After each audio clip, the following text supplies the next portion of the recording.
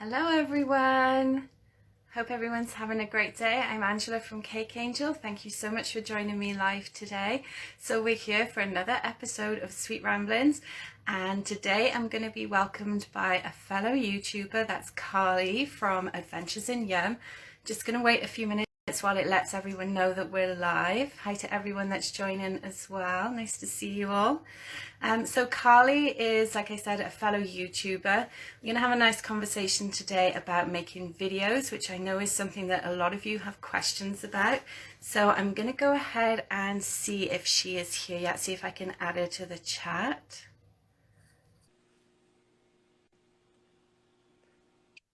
There she is. Hi. Hey, how are you? I'm good. How are you? I'm good. Nice to see you again, I It's so should good to see say. you too. It's been a while. Yeah. So thanks for everyone that's joining. So this is Carly from Adventures in Yum, and I'll just give a little bit of back history about how we know each other. So we actually attended an online baking conference called the Bake Fest a little while ago and ended up in a chat room together talking about YouTube. So we love making videos and talking about it too, so I thought it would be great for Carly to join me today and maybe she can share some of her insights. She's also a food blogger, which I'm particularly interested in because I'm just about to start a website too, so I'm hoping you can share all your tips and tricks with us for that side of doing things online. So do you want to go ahead and introduce yourself and tell us how you got started and where your name came from? Sure.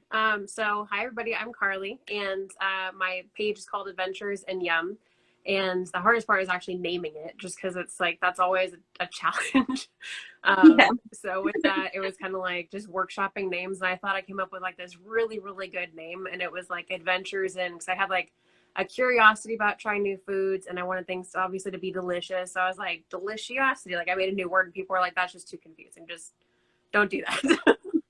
So then I was just like, okay, like what are like simple words? So then I came up with Adventures in Yum, and people were like, I love it. So it's like that's pretty much how the name came about. It took longer than I expected for naming it. But yeah, so that's pretty much how the name came about. And I just basically I've known for a long time that I want to do something kind of creative, which is totally opposite of what my college degree was, which is chemistry, concentration Oh, in wow. physics. Wow. Yeah. So when I tell people that, they're like, wait, what? So yeah, so that was kind of like, but that's kind of like I like chemistry and baking because baking is the chemistry of the food world. So it's like that, it matches in that way. And so that's what I got my degree in. But after graduating, I was like, I don't know that I want to do necessarily like be in the lab like all the time and just kind of do all that stuff. And like I've always been a creative person. I used to do crafting before I got into like more food stuff. And so yeah, I started my food blog a couple years ago, and because it was like I just kept thinking about it for like a couple of years. And so finally I just started it. And then finally last year is when I started my YouTube channel during the pandemic. Because there was like this challenge that popped up, and they're like 7-day YouTube challenge. And I was like, well, not much else going on, so might as well try that. And during the challenge, they were like, if you don't have a YouTube channel, like start your channel and put your first video up by day 3. And so it was like, oh my gosh. So I committed to that. And then that's when I started my channel. And then I've been going ever since. And that was already last May, which is just crazy that it's been that fast. But, but yeah, that's Yeah, the it's kind of quick crazy. version of how those came about. Yeah, so that's really crazy because I think when we talked before that I started literally a few weeks after you, and Yeah. it's funny how our worlds have now aligned. Yeah. So one of the comments that Marcy has actually said, naming a bakery is like naming a child or a pet, and Okay. it is because you don't want to suddenly be, say, 6 months down the line and you've got all your social media accounts set up, and then Mhm. you think, yeah, this name isn't going to work for me, and you need to start again Yeah, because you may not get the name that you want then. So it's tricky. It's very tricky. for And sure. I know with me, I've toyed with changing from Cake Angel because I tend to not do cakes as much anymore. But there's too much back history now. I'm too far down the road to change it really, and that's who people know me as. So Hmm. yeah, but interesting that your background is so different. Yeah. So how what inspired the change? Was it just through personal eating curiosities? Was that what kind of inspired it, do you think? Yeah, kind of. I've known for a while that like, as when I was graduating college and stuff, I used to watch like BuzzFeed videos and especially like the Try Guys. And I was like, I want to do stuff like that. I want to try a whole bunch of stuff and like just try new things all the time and kind of experiment. And then while I had graduated, and then I was like, I don't want to necessarily, I kind of want a little bit of a break. And because I live with my family, I was fortunate enough to be able to have like a little bit of a break and not worry about finances for a little bit. And so I'm extremely grateful for that, because I know that a lot of people don't get that opportunity. And so I was just kind of like crafting and just kind of doing just random things, that like watching movies, like doing all this stuff that's like during college is like, if you do it, you're going to get no sleep. So I was just crafting, making a bunch of different things like crafty wise. And then I made some macarons for my one of my friends, my family friends, and because she's actually gluten-free. So I was like, oh, she's like super sweet, I'm going to make something to surprise her. So I made her some macarons, and I had casually asked her what some of her favorite flavors were. And she was like, I like caramel and chocolate and peanut butter and chocolate. And so I was able to make a combo of those two. I made peanut butter chocolate ones, caramel chocolate ones, and then she absolutely loved them. And I was like, well, it's kind of fun making different flavors for them. So I started to just kind of experiment with, lemon curd and strawberry buttercream, like all these different stuff, and experimenting with different flavors and kind of fun flavors like apple pie and like Mexican hot chocolate and stuff like that. So, and then I actually had someone order from me for the first time. Oh my gosh, that was like 3 or 4 years ago now. No, 3 years ago. That's crazy. But I had them order like 5 dozen macarons for a wedding they were going to. And I was just like, okay, like, let's just do that. So for a while I was actually doing orders just through like word of mouth, kind of family and friends and stuff like that. But after a while I was like, I'm not super happy with it. Like, I'm super appreciative of everyone supporting me, but I know this isn't what I want to do. I have mad respect for people who want to do baking and like bake orders. Like, oh my God, high praises. It's a lot of work. So, and I knew that wasn't for me, because I really like the content creation side of things and like just making things I have ideas for constantly. I know that like when I've tried doing both, it's always the orders take over.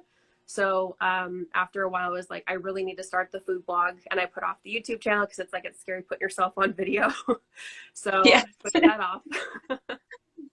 So yeah, it was that's kind of how it came about. It was like, it kind of started with orders, like just kind of because I was taking a break from stuff, and it was really hard finding any kind of jobs, and so that just kind of progressed from there, and it just ended up with me having a YouTube channel and food blog a few years later.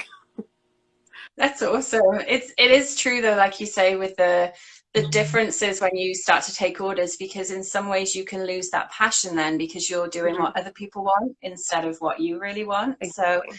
So yeah, so good for you for taking that leap of faith with it. So you started with your blog first, and how did you go about doing that? Did you do a lot of research to find out what sort of format you liked and how you wanted to lay it all out? Because I think when people think about doing websites and blogs, that can be quite a challenge, especially if people aren't technically minded as well. So how did you, like, what steps did you take to start that whole creation process with it? So my hairdresser has a friend who has been a food blogger for, I think at this point, like a decade or something like that.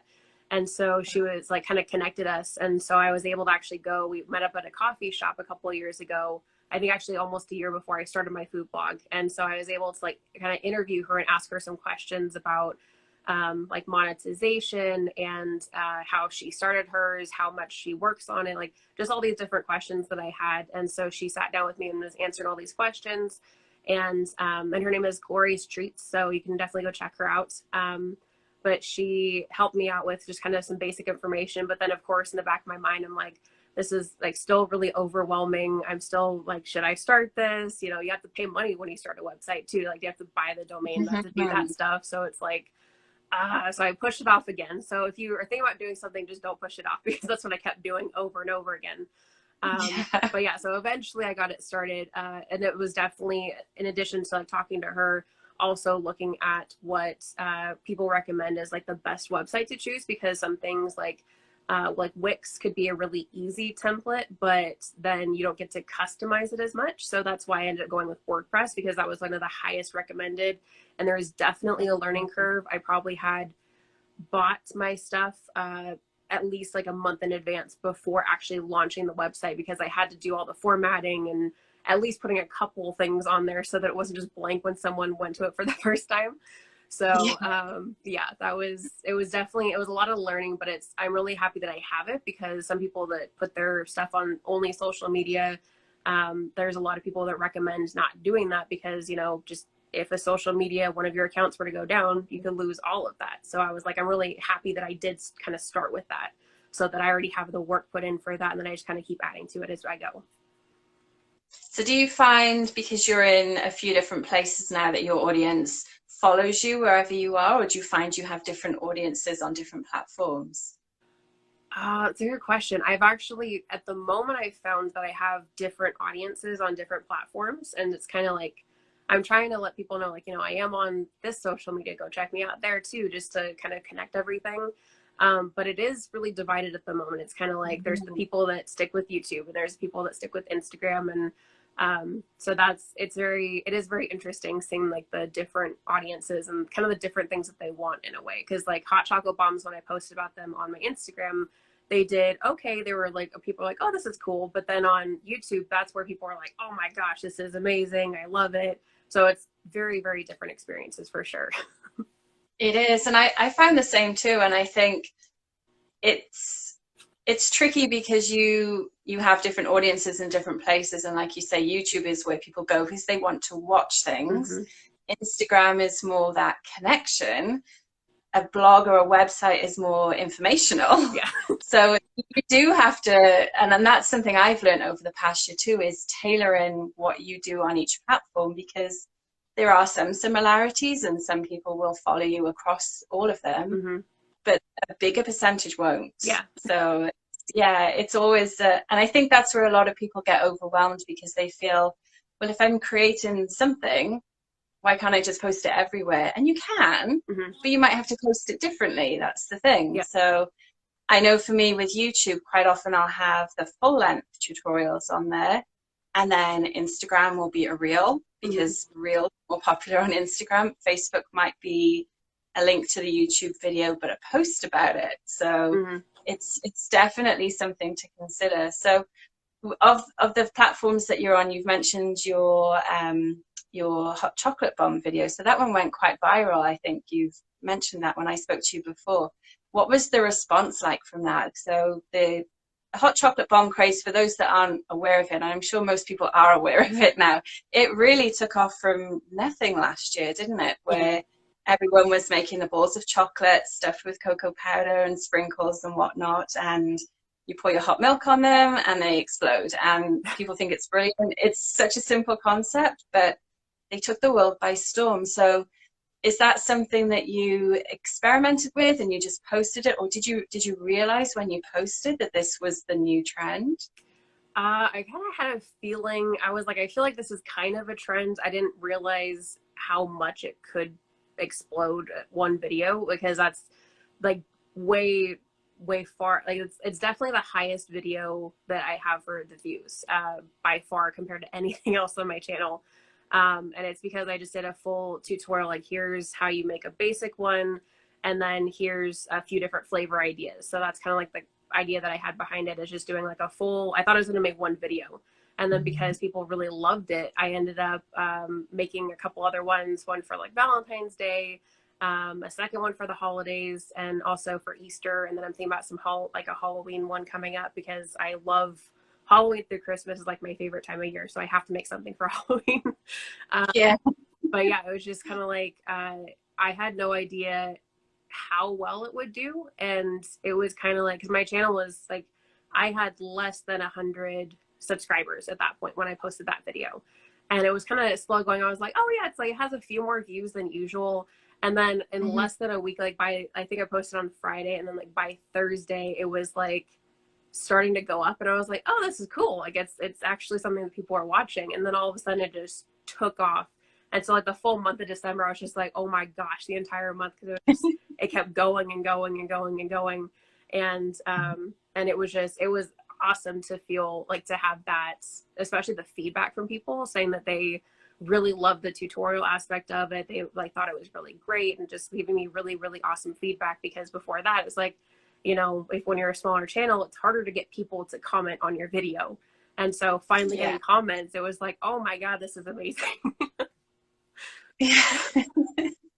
So was that for you, was that the tipping point for being monetized then? Because you've had so many views on it? Yes, that was by far, because for monetization, for anyone who doesn't know, on YouTube, you have to have 1,000 subscribers and you have to have 4,000 watch hours. And when I saw that number, when I started my channel last summer, I was like, that's a couple years out easy. That's a ways. That's not going to happen for a while. I'll just make videos until then. And then because of that one video, it got me all my watch hours. It got me all the subscribe. Like I said, I started with less than 100 subscribers when I put that video out, and now I'm at over 3,600. And almost all the subscribers, I think, came from that video. So it was crazy, for sure. That's amazing, isn't it? And I think that's what everyone dreams when they start YouTube, is they get that one viral video that that does it for them. Let's go back and talk about YouTube in more detail though, because I know a lot of people are interested in joining that now. And I think the key thing that I would always say to anyone that is interested in starting a YouTube channel is be consistent with it, and don't expect to become an overnight success. It is not something that you are going. Generally, I'll say generally because there are exceptions. Some people do stumble on something and it goes viral right away, but that's not the general route for YouTube. It takes a long time. You need to build up that audience. You need to build up the engagement. And also, don't just rely on YouTube to do the work for you. You have to push your videos elsewhere as well. I know for me, I'm not quite at monetization, but you'll get there. And when you start to see those numbers start to rank up and comments, and then people share your videos, you know that you're on the right tracks with it. So what tips would you have? What are the main things that you've learned on your YouTube journey so far? Oh, so many things. We can spend hours talking about this. Exactly. Oh my gosh. Well, one thing is, if you kind of struggle with like learning new things about YouTube, you can definitely find a whole bunch of channels that are dedicated specifically to YouTube creators. And one of the one that actually did the challenge that helped me start my channel, they're called Think Media, and they do a lot of like tech reviews, like for cameras and lighting and all that kind of stuff. But they also do have videos about how to, you know, do a basic setup with just your phone, because their whole thing is start with what you have. Don't just start buying stuff. Just like start with what you got and then work your way from there. And then so I'm actually one of their Video Ranking Academy members. That we basically it's a group that where you kind of learn information. That they have little courses that you take online at your own pace. It's whenever you want to do them. And they also have like a community group on Facebook that you get to support each other. And that's just a really awesome spot, but not everybody will need to or want to do something like that. There's definitely other channels where you can learn a ton without even having to subscribe to the membership. So that's definitely something to look into, because they constantly come out with new information, especially about shorts. There's videos that I've watched about that, because I started trying a few of those, but then it kind of seems like it was like a negative effect on my channel for a little bit. So I'm just trying to figure out what kind of shorts to post.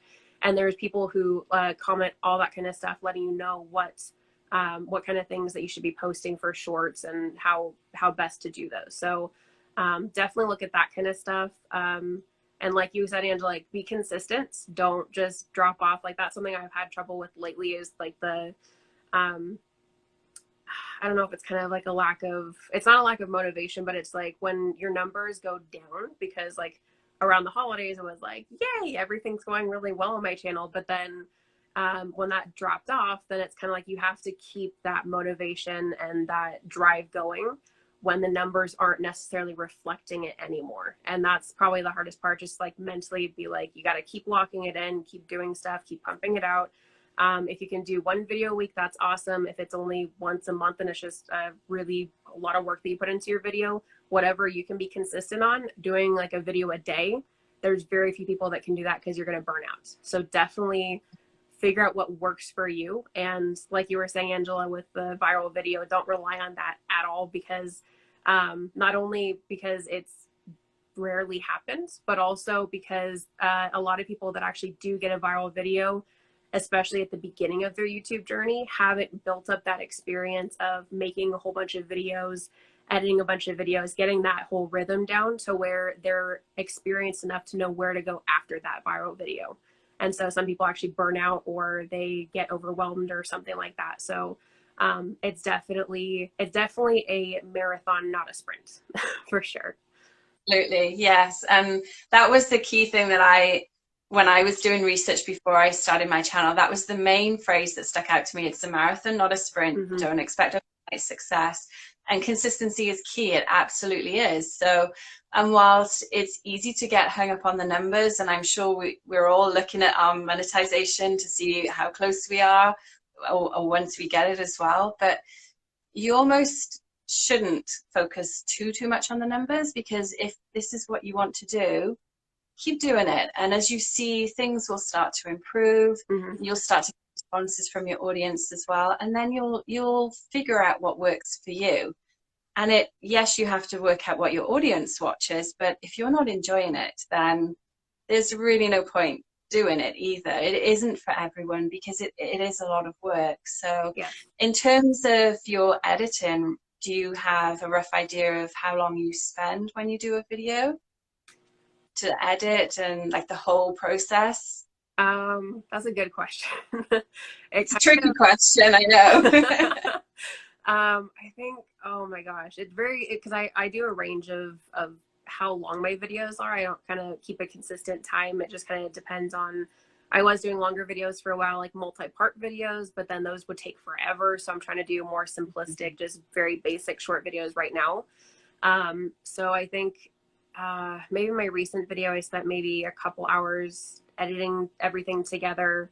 But especially if you're doing like a really, really long video, and especially I feel like for food videos, because we have to go through and not only edit if we're in front of camera, but then we also have to go and do voiceover for whatever we're making, and then also edit that down. So it's definitely a lot of different steps, but it's definitely worth it, because at first I wasn't doing the voiceover, and then someone said, like in the VRA group, actually the Video Ranking Academy group, they were like, well, you might want to think about doing some voiceover, because that would help explain things better. And so I was like, oh, like I hadn't even thought about that. So especially when you're starting out, like getting feedback from people is key to making sure, because you might think like, this is the best video I've ever made. This is, it's going to do so well. And then it doesn't do well. And you're like, well, what happened? And then people are like, well, you should do voiceover, or you should, do different stuff. Like especially voiceover, you need to practice with it, because I, for a while, was like, I went back and watched some of my older videos, and I'm like, oh goodness, I sound very like a little bit more monotone, and it's not as animated, Yeah. because I didn't realize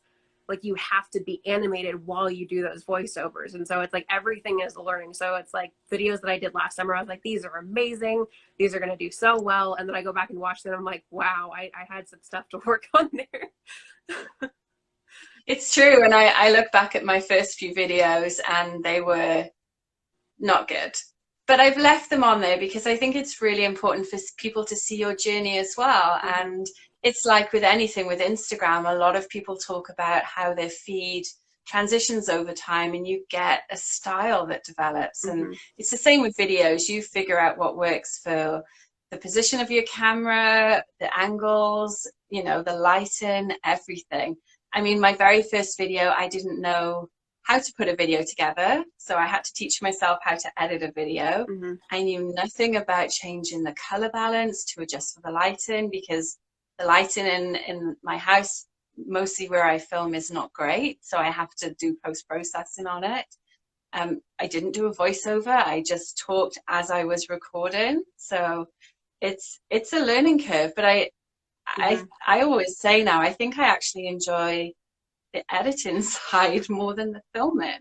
I think that's a really nice process when you can see how things evolve and change. And yeah, it's definitely something that you've got to realize when you're going to do it. If you're having a 10-minute video, it's not going to take 10 minutes. It's going to take a lot longer. Oh yeah. So make sure you set aside a lot of extra time. And like you mentioned, there are so many great tutorials out there, whether it's for editing or just the basics of how to use YouTube as a YouTuber.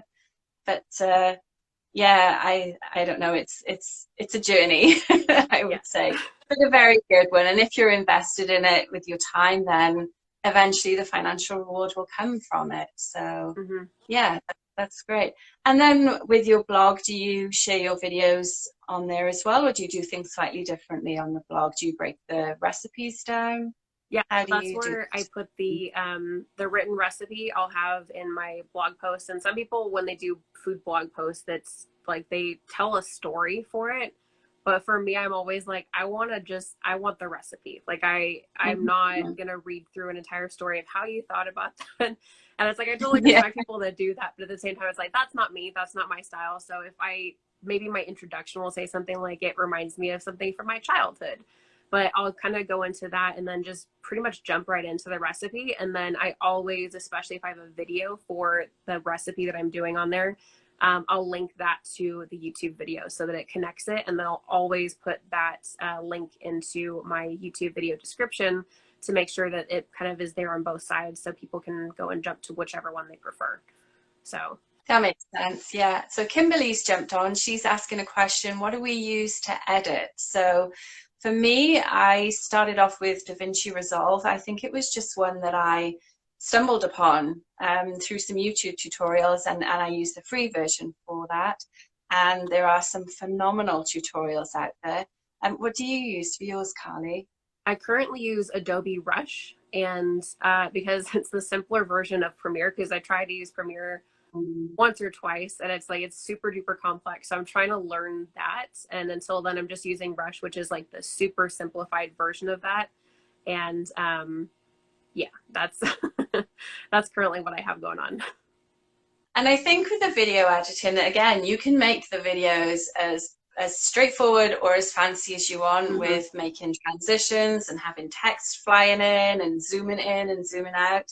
There's tutorials for everything. And I think when you're a YouTuber, it's almost a given that you're going to watch a lot of YouTube Yeah. to be a YouTuber because that's where you'll pick up all your hints and tips from and doing all your research for your keywords and Hmm. the titles that you should use as well. Do you use anything like TubeBuddy for your videos? I've used vidIQ a little bit. I think I have like the free version at the moment. But yeah, I haven't done as much keyword research lately just because I was like trying to transition into a new series I thought of. So once I kind of get my bearings with that one, then I'm definitely going to go back into probably doing some vidIQ stuff, which I'm pretty sure it's like almost the exact same thing.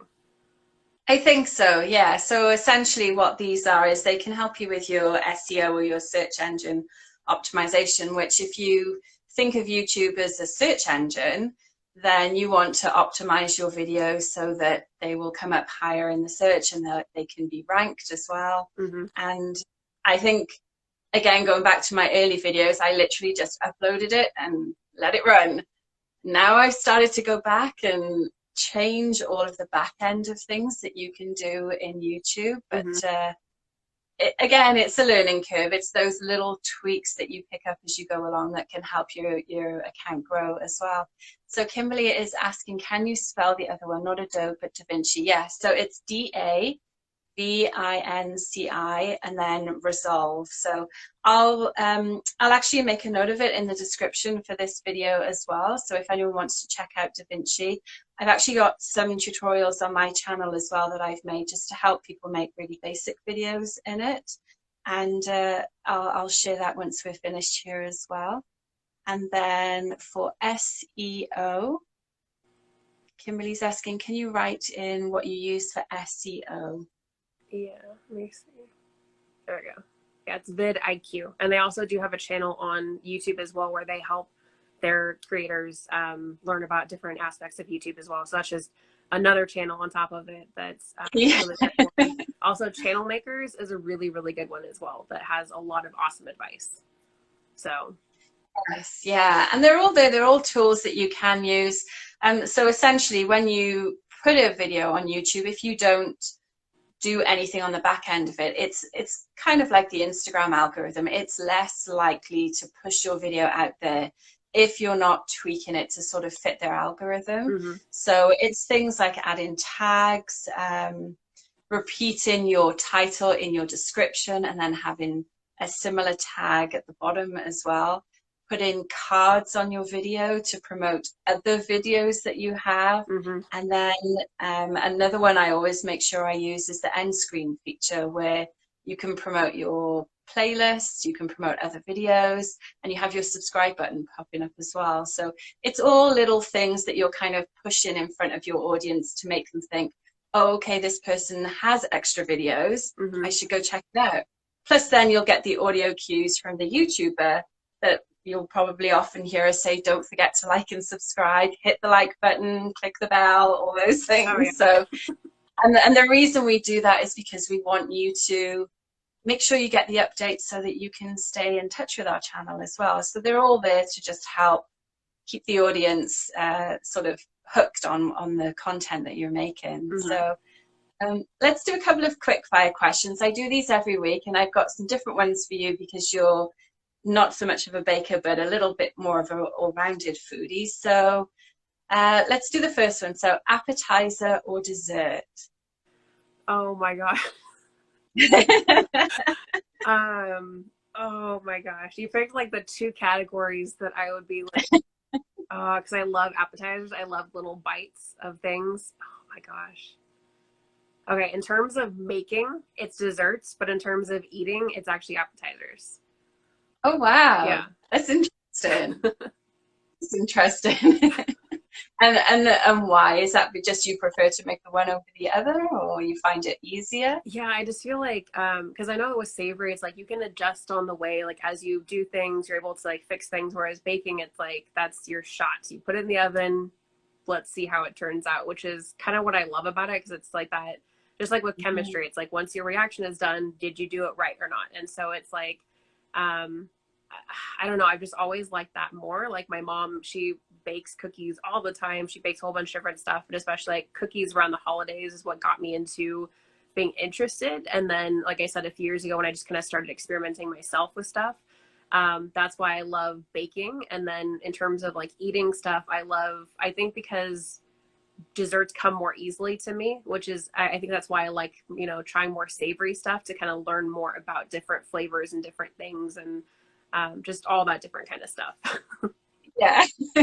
So you've got a few people that's someone has said apps all day, and then another comment that says both together. So oh yeah, that's my sister that said apps all day. Is it? Yeah. I think I would be the same. I would skip my main meal just to have my appetizer and my dessert, because I like the little pickiness of it. Yes. It's a little more satisfying in some ways. Exactly. Okay, next question. Takeout or homemade? Oh my gosh. Oh, I'm having such trouble with these questions. But they're good questions. I think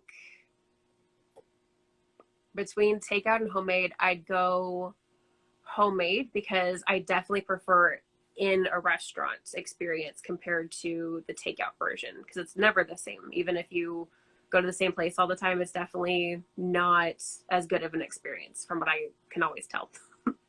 Yeah, that's a good answer. And then in terms of coming up with things that you make, do you prefer to experiment? So you'll make up a recipe from scratch, or do you tend to see something in an article or on a food show or a recipe online, and then you think, okay, I'll take that as inspiration and I'll tweak it?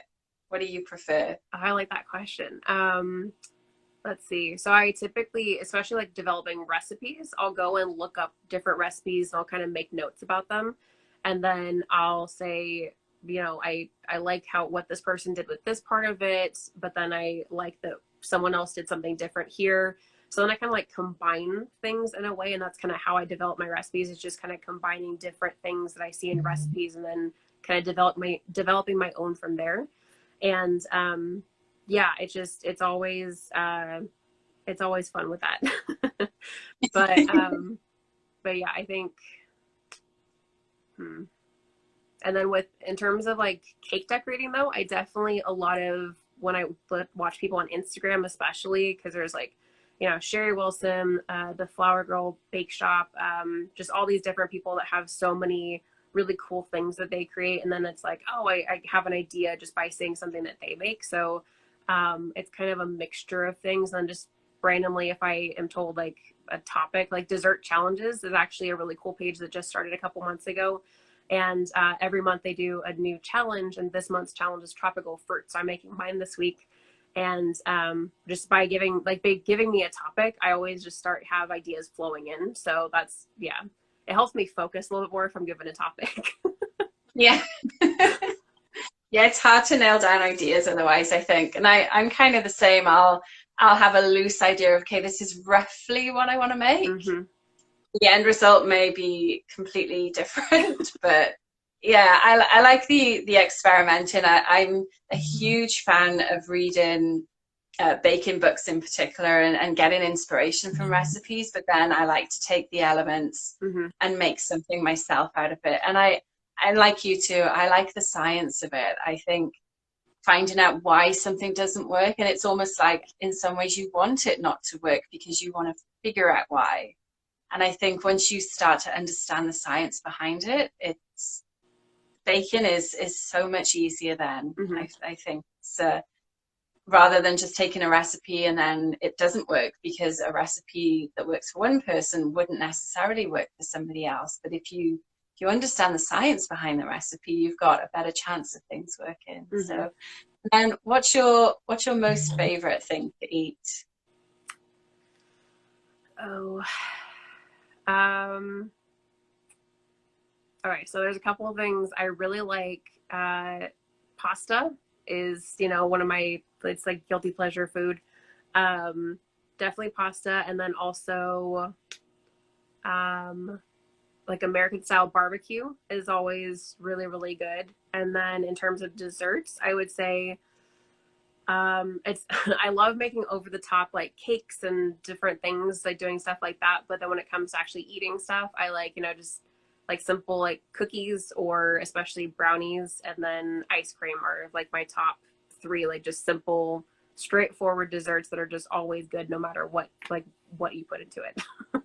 Yeah. So let's go back to videoing then, and let's talk about equipment. So you mentioned at the start, and I think it's a great piece of advice, is that whatever you're making videos for, you don't need to run out and buy every piece of equipment under the sun. Start with what you've got, Mm-hmm. see how it works, how everything pans out for you, and then slowly you can start to build it if you need to. And I'll be honest, for the majority of my videos, I'll use my cell phone because the camera on that is far superior than some of the cameras that are out there these days. Yeah. So what are the things that you rely on? What do you always reach for when you're making a video? So definitely my cell phone. I'm starting to learn my camera a little bit more, because I did get one because my phone at one point was like having trouble with like storage and all that kind of stuff. So it was like a whole bunch of fun working that out. But yeah, so definitely always my phone, because that's just the easiest thing. It's nice and compact, and it's like you said, it has a really good high quality camera. And then my ring light is a pretty common one, especially if I'm going to be in front of camera, that I grab. It's the one that I have right now in front of me. And I probably got like the biggest size, one of the biggest sizes that they offer. So not everybody needs to get that one. But I actually bought this like before, probably easily 6 months or so before I started my YouTube channel. And so it was like before I actually started looking into things, and I thought, oh, I need to have this because, you know, other people have that. And then same thing with like my microphone. Like I didn't know what kind of microphone I wanted, and so I got like these wireless lavalier microphones because they were on sale for Prime Day a couple years ago. And I got them again almost a year before I started actually doing videos. And then after doing some videos, I realized that doing like a talking head video suited what I'm doing more. And so, you know, a different type of microphone works better for that. So you definitely want to experiment with your videos before you start buying stuff like I did. But I still have, I still have all the equipment, and it still works really well. And I kind of want to use like the lavalier to possibly go maybe interview chefs or pastry chefs or something like that at some point, and the future with my YouTube journey. But for right now, it's just doing, you know, the talking head videos. But definitely don't just run out and just go buy every little thing. And you don't need to buy the expensive ones. Like my setup that I do, if you watch my videos on YouTube and there's the overhead view, it's actually a combination of two desk lamps that I put on either side of a gooseneck, what is it called? It's like a gooseneck clamp or something like that. So it hooks, it clamps to the side of like a table, and then it has this neck that you can kind of move around. And so I curve it to go over the counter. And it's a super fancy setup. I should take a picture of it at some point. But I literally have like a cutting board, and then I have a crock pot on top of that anchoring it. And then I have this whole like gooseneck and then lighting setup connected to all of that. And so it's like the least fancy setup you could probably get for an overhead thing. But I've been using it for like a year, and it works really, really well. And my phone is at the right angle to where I can see what I'm doing, and I can make sure it's actually filming and all that kind of stuff. So definitely, if you do like try and go get some equipment, just look for like nice, simple things that you can start out with that, you know, it's not going to cost you too much, and you can experiment with it a lot. Yeah, that's true. That's really good advice, because it can very soon add up. And again, going back to the monetization, a lot of people say you shouldn't really spend anything until you're making something, because you can get a long way. And some of the really huge channels still use their cell phone. So, I mean, if it's good enough for them, then why not? And experiment, and the video editing can also help with some of the light changing issues as well. But you should post a video or a photo of your behind the scenes, because I think a lot of people like to see that as well. I've been meaning to do one, and it just, I guess you're always kind of in the middle of filming something, so it never happens. But I think it's helpful to show people that you don't need a fancy studio. You just find a nice space. And is this the space that you usually are in? I think I recognize this from your videos. You're in the same filming area. Yes, I finally, I had my office set up was kind of more of like a storage area for a while. And so finally, a couple months ago, I was like, I took everything out, kind of switched some things around so that I actually have like a nice filming background now. Because I was actually just like sitting at my dining table for a while, like for my videos last summer and last fall. And so finally I have like a good space to film constantly and be able to have a place for all of my, you know, all my lighting and everything that I do. So it's a nice spot. So if you can kind of create your own little space too, and you don't have to start buying like decorations or whatever right away. It's just kind of like, just make your space, just start doing your videos like we've been saying. That's the key. Just make your videos, and then as it goes, you'll be able to kind of add stuff to it to get more personality in there too. Yeah, absolutely. So in terms of the content itself, do you schedule what you're going to make in advance? Do you keep like a list of ideas? How do you come up with your ideas for your content? So I do kind of brainstorm and write things down, and it's just kind of like I said, from going from the hot chocolate bomb video, how it just kind of like the views go down, and then it's just kind of like, I don't know what to put out now. So that was kind of like a thing that I had to deal with this during like the springtime. But I don't know, it just kind of depends on like what's happening around that time. Like I did a video for like my birthday cake back in April, showing how I put it together, but also how I made the different components. And then for summer, I've been trying to kind of rearrange what I'm doing, because I had this idea to do this really like just weird recipes, like, you know, spin a wheel and like see what comes up and then just make something to put those together. But I think that was a little bit too ambitious, because I did jalapeno popper ice cream because I had a really weird idea. And I didn't get a whole lot of views on that one because I think it might have been too weird for people.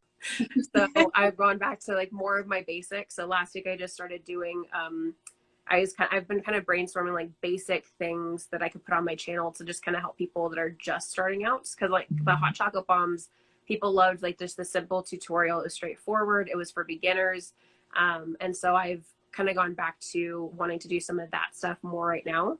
So last week I put out 2 videos about pastry cream, just to like share some ideas of ways that you can use it, as well as just a simple basic recipe and a couple different modifications you can do for different flavors. this week is actually tea bombs. I finally made those. I've been talking about those for a while. And so, especially for people who either don't like hot chocolate or that just prefer tea, I've had some requests from people for those. So that's one of them is actually going up later today. And then the other one is on Friday. So I'm trying to do like a baking tip Tuesday video on every Tuesday, and then a fun recipe Friday video on Fridays. So I'm just trying to kind of keep that going right now. And then especially in terms of figuring out things for the holidays, that's like I told you, if I'm given a prompt, then I can take off with it. So like coming up with ideas for the fall, no problem. I have probably too many ideas at some point. So that's just like writing down all the ideas that I think of. I've actually been thinking about doing there's some people who are doing like a 30-day challenge on YouTube, which is you put out 30 videos in 30 days. I, at the same time, like, are you crazy? But at the same time, for me, the fall and like I said, the holidays, Halloween through basically New Year is my favorite time of the year. And I always have a ton of ideas. So I'm like, if I do that 30-day challenge, that's the time of year for me to do it. So I'm kind of making a list of ideas right now. Like, can I possibly do this to begin with? And then writing down all the different ideas that I have of Halloween, the fall in general, and obviously Christmas and just the holidays in general. So it just kind of like, it kind of comes and goes in terms of like what people, especially if they ask me something, then I'll definitely be like, okay, I can make a video just simply explaining that. And, but then especially when there's the holidays, that's my favorite. If there's a holiday, that's my prompt. I'll make multiple videos for that holiday. Yeah, I find that the back end of the year is always easier to plan for, especially if it's anything to do with food, because you've got natural dates that are coming up. And it's the same with everything that I'm planning. I have a ton of ideas for the October onwards. Yeah. But the summer is always kind of a little bit of a lull. You know that perhaps the engagement isn't there as much because people are doing other things at this time of the year as well. But I think, again, with YouTube, be consistent. Don't get disheartened if your numbers are not that great. The same thing happens on Instagram. The same thing happens on Facebook. It's just the nature of the game, I think, with social media, that the busier people are when they're more occupied and they're not on their phones, then obviously they're not going to be spending as much time watching the videos. So exactly, just kind of running with it and planning. And again, I think I do the same with planning too. I usually at the start of every month, I'll sit down and plan the next block of things that I'll need to make, so I can make sure I've got things made, I've got everything I need for it, and just being organized. It's unless you're a live YouTuber, so somebody that's in the gaming niche or something where you literally can just go live and that's your account, then you do kind of plan. It's not as easy then as just kind of going live like we are today and rolling with it. So have you ever done any lives on YouTube?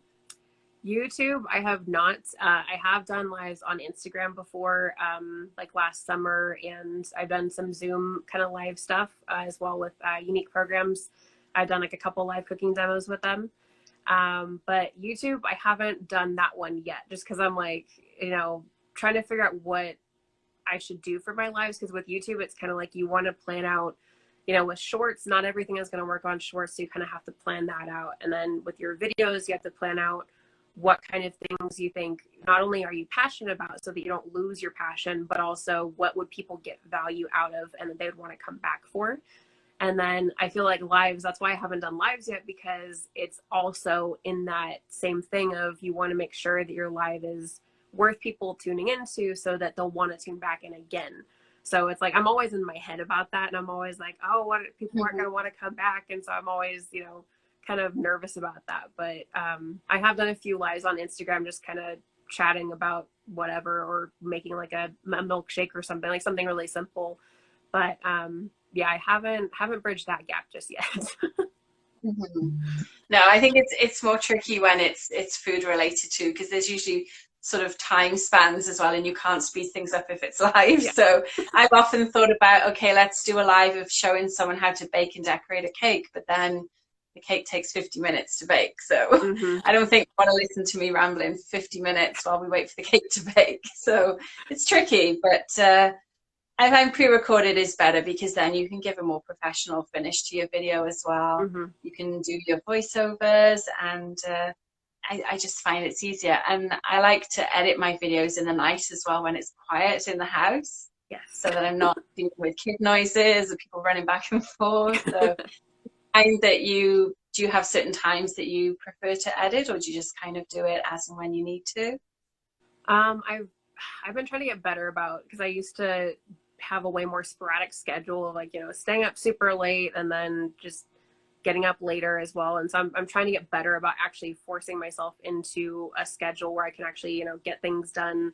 So I'm trying to be better about that. But for some reason, like late afternoon typically is like my favorite time to edit. I don't know what it is about it, but that's where I'm just able to like laser in and focus on it. But then I do try and edit a little bit during the day sometimes, but usually if it's during the day and it's earlier, because especially right now during summer in Sacramento, it can get really, really, really hot. So if I want to bake anything, it has to be done before noon Mm-hmm. and or like super late at night. So that's like my two times I can bake. Besides that, if I'm making anything, it's on the stove or it's just decorations on the counter. It's not, no baking is being done during the day. So yeah, editing is just kind of like whenever I'm able to fit it in between making stuff. And then like I said, for some reason afternoon is just, I focus better, I guess, at some points. Maybe it's because when I was a kid, that's when I would do homework. I don't know. Maybe. So what plans do you have for the next little while on your YouTube channel and on your blog? Do you have anything exciting coming up? So I have, like I said, T-bombs are this week. So there's the 2 videos for that. And then let's see, next week I'm thinking about putting out my fruit curd video. So I've already done a lemon curd video, but for summer I'm thinking about doing a pineapple curd, which actually relates to um, the dessert challenges, tropical challenge, the thing. I'm not going to say exactly what I'm making because I'm hoping it turns out. If it doesn't, then it'll be a modified version. But yeah, so I'm working on that stuff because I want to, the challenge ends on Saturday already. I can't believe it's already August on Sunday. I have no idea how that happened. But I know.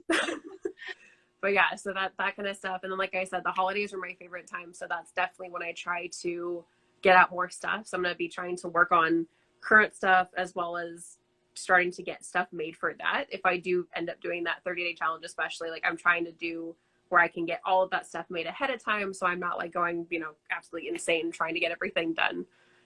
Cause this, like, you know, it's crazy just to be able to put together, to plan, put together, make everything, edit, all that stuff. And then doing it for 30 days. It's just, it wouldn't be possible in that span of time. So I'm definitely planning out that kind of stuff. So, cause I love Night Before Christmas too. So that's some of the stuff that I'll be kind of putting into the holiday month if I'm able to do that. That's exciting. That sounds really good. But I think I would be nervous doing a 30-day video challenge on YouTube Yeah. just because of the amount of work that it involves. Unless you're doing 30 shorts, that might be a little easier. But again, if your channel doesn't suit shorts, then it's almost not the best way to spend your time. So Mm-hmm. it's I hats off to anyone that does post every day. I know of a few baking channels that do, and I honestly wonder how they find the time to do it because it's tricky. Yeah. It's not as if we're in a niche where these are things that come together really fast. So it's yeah, it's tricky. Any last minute things that you'd like to add now to anyone that's watching, for people that are interested in blogging or YouTube? Any pieces of advice that you would pass on? Let's see. Like I said earlier, definitely don't just keep putting it off. If it's something that you want to do, just start to do it. Just figure out, like I said, for blogging, I definitely did some research in terms of what platform would work the best to put my website on. And definitely asking questions, find people and ask them questions. If anyone wants to ask me questions, I'm definitely just message me. I'm open to that. Because I know the struggle. I know, I know what you're going through when you're starting a blog and a YouTube channel, because I've been there and been there recently too. So, anything like that, just ask me questions. Definitely find resources that will help you. Like we've said, there's tons of channels dedicated to specifically helping YouTube creators that are all about like informing you about different things. And there's tons of those channels that can really help you out, especially when you're starting out and learning everything. Yeah, just that's probably my top advice. Just go for it and make sure that you find things to help you along your journey. And just don't, like you said earlier, don't get discouraged. That's happened to me a few times. And I've been like, you know, I was just talking to someone yesterday. They were like, oh, I noticed that you haven't been having as many videos coming out lately. And I was like, yeah, I know. I got kind of in my mind, and just, I need to just kind of get out of that and just start putting the stuff out. And so that's definitely I have to work on that personally, but you know, it's always, like we said, it's a journey. It's not a quick little thing. It's a long journey that if you're committed to it and you're dedicated, it's going to happen. Absolutely. Yeah. I think that's really good advice. And I would agree, if this is something that you're interested in doing, do it. Don't wait until you think you've got everything you need. The way you will learn the best is by starting, getting that feedback, getting more confident, and then, you know, who knows where your channel can go then. And your channel's phenomenal. So I've learned a lot from watching your videos too. Oh, thank you. Lots of nice ideas on there. So I'm definitely interested. I have my tea here actually, so I'm a huge tea fan. So I'm going to be checking that one out for sure. So I've cheered, and I think I'm in quite a few hot chocolate groups on Facebook, and there's been rumblings about the tea trend might take off this Christmas. So I think it's kind of, there's a little bit of interest in it, but it's not been as big as the chocolate one. So you might be onto something again with that. So I'm excited to see how that turns out for you, and I'll definitely be trying that. Oh, thanks. So I think that's everything from me, and thank you to everyone. We've had lots of people joining us today as well, and thank you to everyone that asked questions. So yes, next week I'm going to be sticking on another technical topic. So I'm going to be joined by Lucy from Lucy Bakes, who is in the cookie world as well. And we're actually going to be talking about 3D printing. So that's something that's taken off by in the last 12 months quite well in the cookie world, with people making their own cookie cutters now. So if anyone has any questions that they would like to ask us, I have a 3D printer already, and again, it's been a big learning curve. So I'm interested to see what tips Lucy can share with us next week. And this video will also be on IGTV, and it will be on YouTube later on in the week as well. I will pop Carly's link in the description, and she can share some of her other insights and things that she's talked about as well.